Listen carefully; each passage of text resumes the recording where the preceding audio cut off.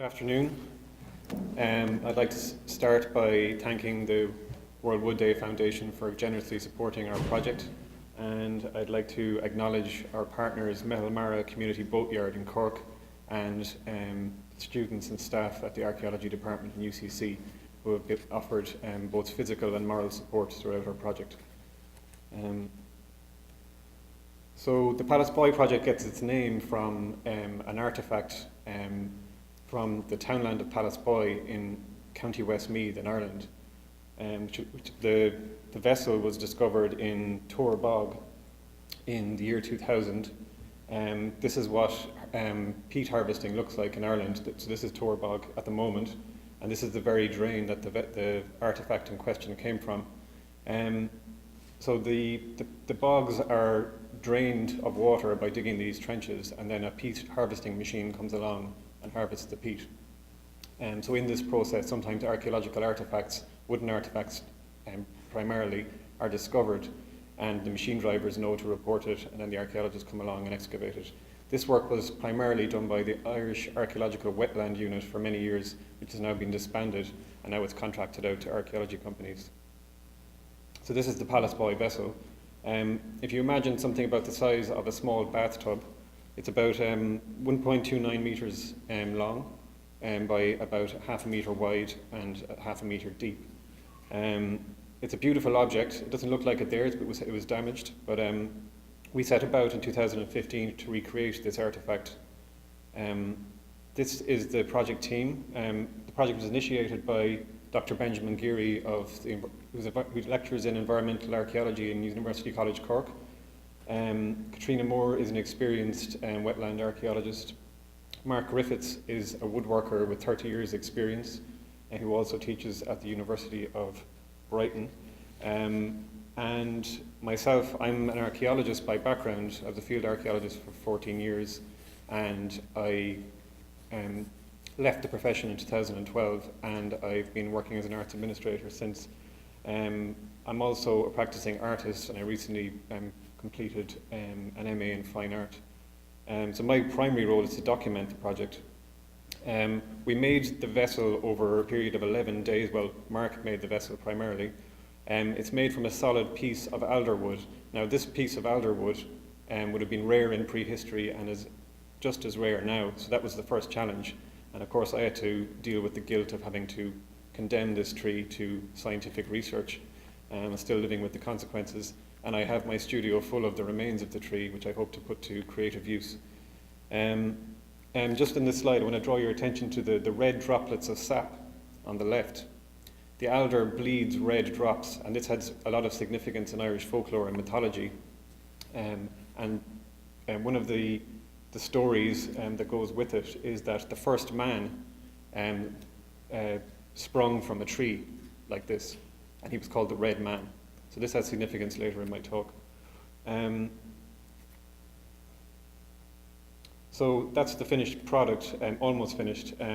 We displayed it in a museum for 6 months, and instead of providing a lot of information with the object, we asked a series of questions to the visitors and allowed them to touch it and decide what it was for themselves. And this was just an experiment primarily. We didn't plan any grand exhibition, and the museum was very cooperative. We followed up on Heritage Day by having, I had this table, and the vessel is just there in the foreground, and I invited children to help us interpret what the vessel was originally used for. And this was a lot of fun. The kids took it very seriously and came up with a lot of interesting suggestions. Here, a lot of kids reckoned it was a boat. Some reckoned it was for feeding or watering animals. And there was also theories about it being an outdoor bath and an indoor bath. Now, interesting, all of these have been raised as serious possibilities by archaeologists, so the kids were pretty much on the money. This was our winning competition entry on the right. They even got the Iron Age house in and a proposed method of displaying the vessel. All over the Irish landscape, farmers use bathtubs as for watering cattle. And this was one at the site of the discovery of Pallasboy vessel, so the kids were very accurate in their interpretation. And one archaeologist still believed that the vessel was some kind of a boat. So on the same day, on Heritage Day, we brought it down to the river with the cooperation of our colleagues in Metalmara, and we towed it, as the archaeology suggested might have been used, and it behaved very badly, with or without cargo. It bobbed all over the place. It just didn't behave like any kind of a water-going vessel. We also got a volunteer to try and paddle it, and that didn't work out too well for him either. He needed his wetsuit. So we were pretty happy that this is not a boat. So that's where we left the vessel, and we were not finished with it. We're planning to do a few other experiments, like heating water in the vessel, which is known as hot rock technology, and that can be used for cooking or a whole variety of purposes. So that's what we're going to do with it next. But the main focus of this year's, 2016's phase 2, is these artifacts.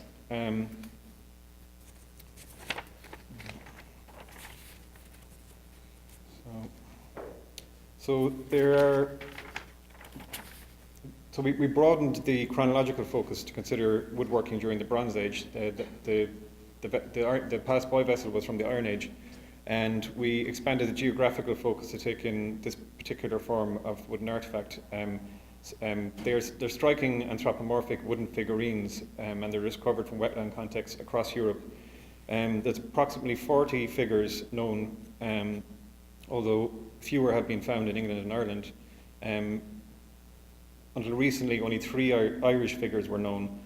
However, a spate of discoveries in the early 2000s saw an additional 8 figures uncovered within a 7-kilometre radius in County Offaly. And these were mostly excavated by archaeologist Michael Stanley, who will feature in the presentation later. The majority of them are from the Middle Bronze Age and the Iron Age, although some examples are as early as Neolithic. This is just a slide I borrowed from my colleague Ben's archaeology lecture, just to give you an idea of some of the variety. So this one on the left is over 5 meters tall and would have been displayed vertically. The one on the right is particularly relevant. Even though it's from the Roman Iron Age, you can see how primitive it is. There would have been very sophisticated art at the time. But you get the idea, very primitive head, torso and legs. This is one closer to home from County Cavan in Ireland. Just over 1 metre tall. This one's on display in the National Museum. You can see it's got pretty basic depiction of legs, but it has facial features, so it's a little bit more advanced than the other ones. It also has a hole into which a detachable phallus is placed. The phallus didn't survive, but there's other examples where they did. This is one of the ones excavated by Michael Stanley, and you can see the damage that the peat cutting machine did to the top of it. Basically sliced it in half lengthways, and you can see the drain to the left. This is about 2 meters long, a particularly characteristic curve. This is the other side, the preserved side. Now you'll notice that there's a distinct head, shoulders, but also a notched torso. There's 11 notches, which is very curious. You know we have 10 ribs, but there's an extra one, an 11th. Now there's lots of theories about this, but the most interesting thing is the similarity of form across Europe, and this notched thing appears in Scandinavia as well. There's a lot of debate about their function. Some people say they're fertility gods, warriors, and guardians. The general similarity in form over 2,500 years is interesting in that if you imagine all the development of art practice and detail and skill over all that time, these stayed the same the whole way through, which is kind of interesting. The level of skill displayed in their creation stayed the same. There was no advancement. It has been suggested that the woodworking techniques used for these figures on the whole seem to be less technical than those required for the Pallasboy vessel, which was much more sophisticated. It seemed to be more of a rapid kind of ritualized act of carving, rather than the act of a craftsperson taking care. So we needed the tools, obviously. So for the Pallasboy vessel, we used Iron Age replica tools. This time, Dr. Billy Flynn, who teaches in University of Limerick, made a Bronze Age toolkit for us. I had to source these right-angled ash branches, which are for the handles. And this was a lovely moment where Billy placed the axes on the branches to decide which branch went with which axe, which must have been something that our prehistoric wood craftsperson did it also. This is the toolkit that we used. Beautiful tools. A lot of people that touched them or used them really wanted them, and I thought this was really interesting part of the project, that, you know, not everybody would have had these tools in prehistory, and people would have coveted them and wanted to use them. And this must have been a motivator for people to engage with woodcraft. One problem we had was finding a curved alder tree, so we had to make do with this very straight one. So Mark set about making the replica of the Red Man of Kilbeg, as that artifact was known. And he did everything very accurately. He measured everything, he used the tools very well. He's a master woodworker. One interesting technical observation he made was that some of the facets on the original had to be made with a larger tree felling axe, like the one on the bottom left, which we didn't have in our toolkit. You can see him using the adze there. So it ended up looking more like a torpedo than a god or anything kind of spiritual. And that was no fault of Mark's. And this highlighted the need for the tree to collaborate, as some people have mentioned, in the process of creating the artifact.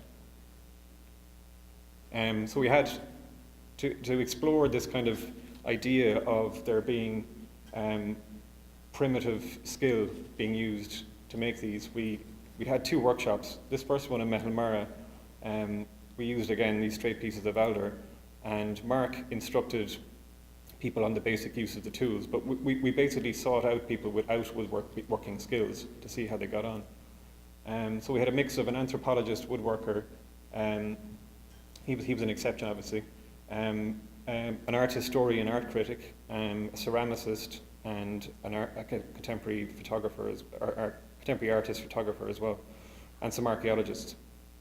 Just some feedback from one of them, the people, Fergal Gaynor, he's the critical writer and co-editor of the Enclave Review, which is art criticism. One important point he made was that, what did he say again? He said, I reckon the original wood figures were the work of woodworkers, and what he means by that is carpenters. Rather than artisans. It was part of the whole job of building a wood track or a boundary or the like, and not a passed down, gradually refined art of making particular objects. So what he means there is that somebody building a wooden trackway was placing these either side. It was part of the job. It was like a ritual kind of thing they had to do rather than something else, like a work of art. Patrick Spillane, artist curator, he ended up trying to carve a face and then hacked it out, and he said that vitally this taking away of material was not to make the wood resemble something, more to allow an action to create something that is not easy to talk about. Now we found this really interesting because woodworkers talk about woodwork one way, archaeologists talk about it another, but this was a different perspective. A ceramicist, Kat Gamble, she remarked about how a lot of what seems to be very primitive representative art may well be because of a low skill level and not an aesthetic choice. And this is an interesting idea in relation to these figurines. So this was our lineup at the end of the day. Not a pretty bunch by any means, but not very spooky either. They're kind of a mixed bag. I'll draw your attention to the small squat one with the one eye and the big mouth. That's pretty much as the timber arrived. That's you, and I did that one. I kind of just freshened it up a bit. I actually didn't do anything to it other than that. And what was striking about it is that it already had a mouth and one big eye. So in comparison, say, with the Red Man of Kilbeg, there was something to start with, whereas all these straight pieces of timber didn't have a starting point. We've had lots of kind of interaction with other academics and people online. This is just an example of somebody's comments. They were telling us about the the wakas of Ethiopia, which are these groups of figurines representing a chief, his wives, and the men he's killed. Orla Peach Power from the Department of Digital Humanities is scanning some of our results, and she's going to be scanning some of the artifacts in the museum as well to look at the tool marks. That's an example of one of them from our workshop. You can look at these online and twirl them around. So the second workshop in UCD, University College Dublin, was in the Centre for Experimental Archaeology. So that's a medieval roundhouse there that they've made. They basically recreate archaeology on site. So it was a good location for us. This time, we found some interesting pieces of wood. We specifically asked the forester to get us some characterful alder, reminiscent of some of the ones that we've seen in the archaeological record. So you can see here we've got good starting points. We've got curves, we've got limbs. One of our guest bloggers, Dr. Nina J. Morris at the University of Edinburgh, she says, as the workshops have shown, individuals have undoubtedly experienced the carving in different ways because we are all composed of organs and have different material thresholds that in turn shape how effects such as vibration and tool hitting wood are experienced. Likewise, because the affordances offered by the tools, wear and tear, and the wood moisture would never have been fixed, and because bodily capacities wax and wane according to time and circumstances, strength, visual acuity, it is likely that the relationality between subject-objects would have changed even during the process of crafting. So that's the end product of this workshop. Very different, as you can see. There's a lot more movement in the results. And you'll note the one on the left looks very like the Red Man of Kilbeg, and that was actually made by the man that excavated the Red Man of Kilbeg. He actually made it himself. So you can see when they're put in the ground and they have this movement in them, they become more alive. And this kind of brings the artifacts to life, as our previous guest blogger had said. I'm just going to read you a quote from Michael Stanley, the man who excavated the original Red Man of Kilbeg and the man that made the replica on this day. I think it kind of sums up all our feelings on it. As the day closed and the figures were set in the ground, nearby lamplight filtered through the trees and played on the alderwood surfaces. A vision of malign entities writhing as they emerged from the soil was the unnerving result. We can only ponder as to the benevolence or otherwise of the similar prehistoric figures, but I left with the impression that these were not necessarily friendly, and perhaps we were leaving in the nick of time. And that kind of sums up how we all felt about these things. People were kind of in disbelief that they had made them and they had this effect on us to look at them.